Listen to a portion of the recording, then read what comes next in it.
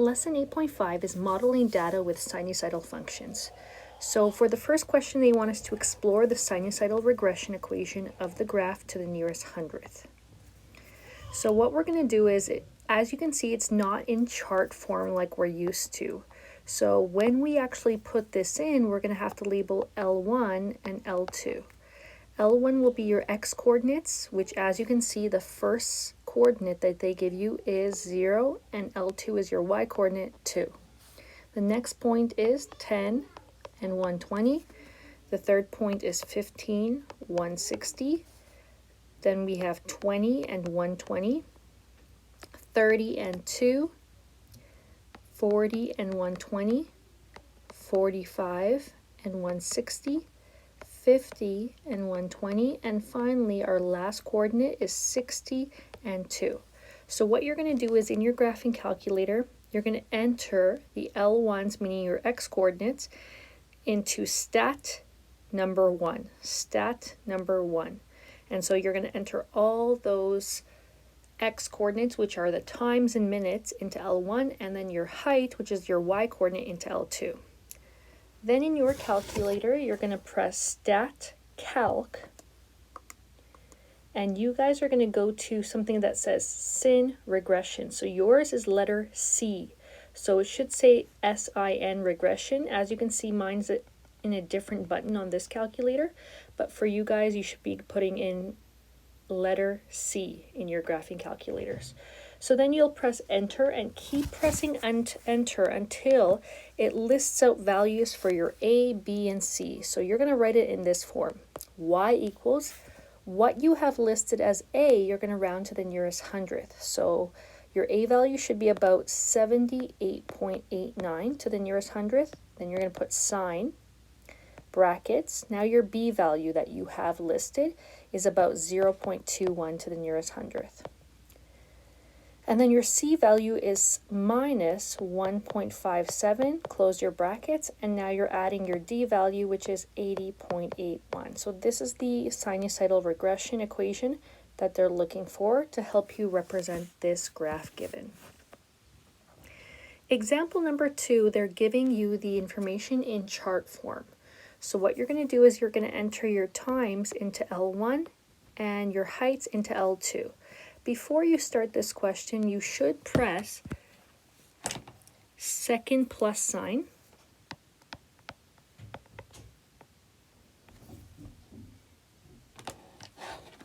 So you should be pressing second plus sign number 4, which says clear all lists. If you press those buttons and then press enter,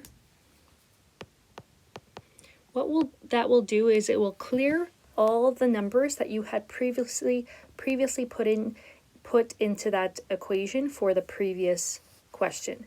So it will erase all these values for you from the previous question, and that way you have a clean slate to start with. So that would be how you want to start entering your data values, is pressing second plus sign 4, enter, and then that is where you now go to stat number 1.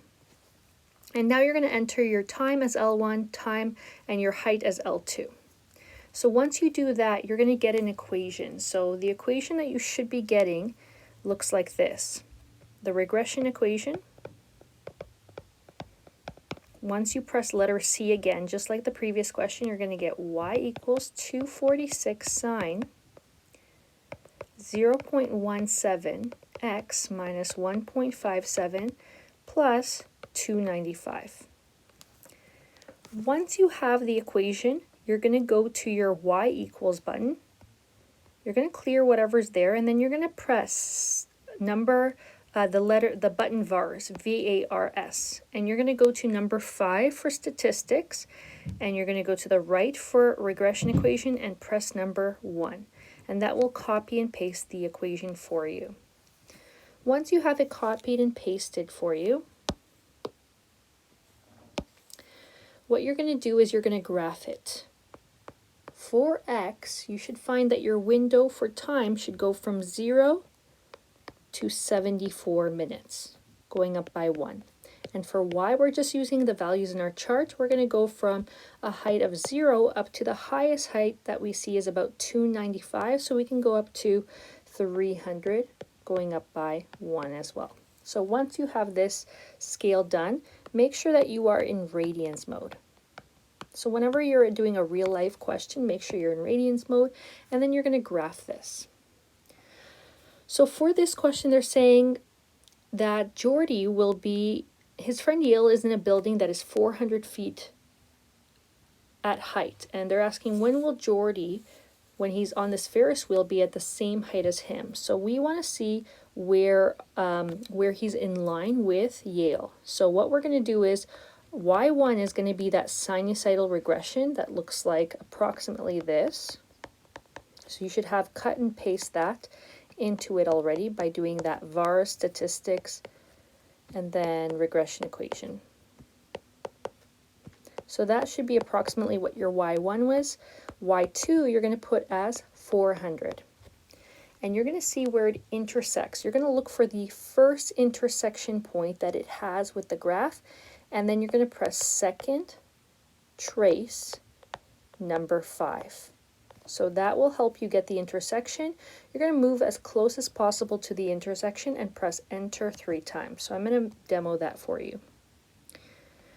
So in your equation, you're putting, so mine is going to be approximate because I did not get the exact equation before, so I am putting the rounded version of it.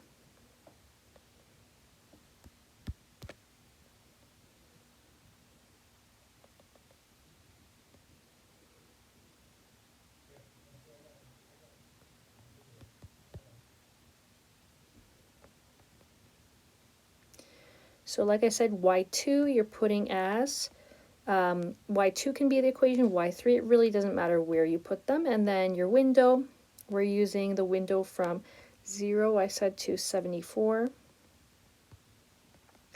And then for height from 0 to, I said, 300.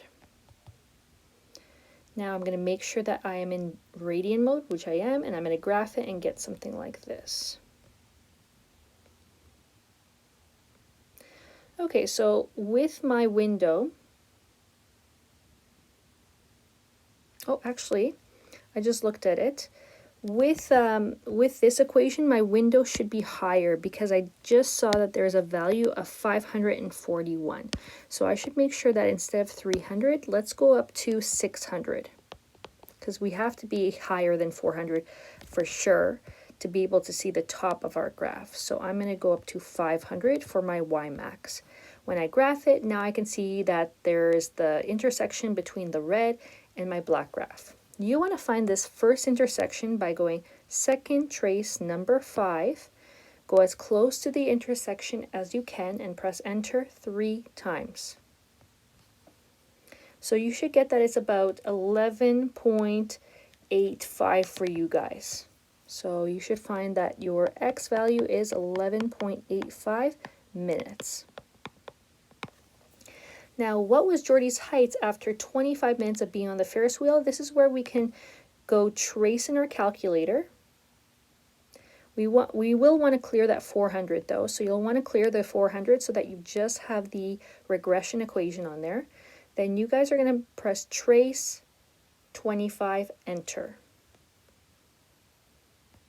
So you're going to go trace 25, enter, and you should get about, for you guys, 405.75. So trace x equals 25, enter that.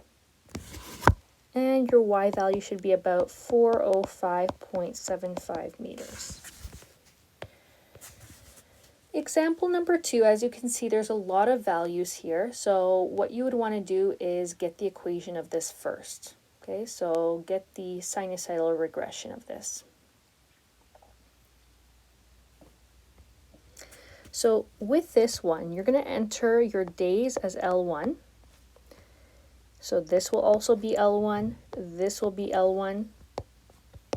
And then your time of sunset will be your L2 values. So time of sunset, L2, L2. So what you're going to want to do is you're going to want to enter all these days, and then you're going to want to continue to this chart and continue to this chart. So there's a lot of values there. And then for your L2s, you're going to start with the first from January 1st to May 1st. Then you're going to continue to this part and then this part. So you're going to have quite a few values to enter into your L1 and L2. Once you get that done and get the regression equation, it should look like this. So you'll want to enter it and then go L1 as your days, L2 as your time of sunset. If you do this properly, you should get an equation approximately that looks like this. So this is your way of confirming is do it and then check that you're getting these values for your A, your B,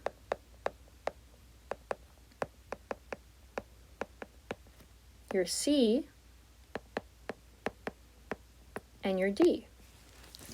Once you have these numbers in correctly, check that you have this. So once you have that done, then you're going to go to vars, y equals actually first. Then you're going to press vars. You're going to press number 5 for statistics. Then you're going to go to the right where it says EQ equation, and then you're going to pick number 1 for regression equation. And that will copy and paste it into your Y1 or Y2, whichever color you want it to be. Now you're going to graph this because it says what time should they be on the vantage point. So what we're trying to do is we're trying to figure out, we know that they need to be at the vantage point on May 21st. So we want to figure out when they could see sunset. What time should they be there so that they can see the sunset?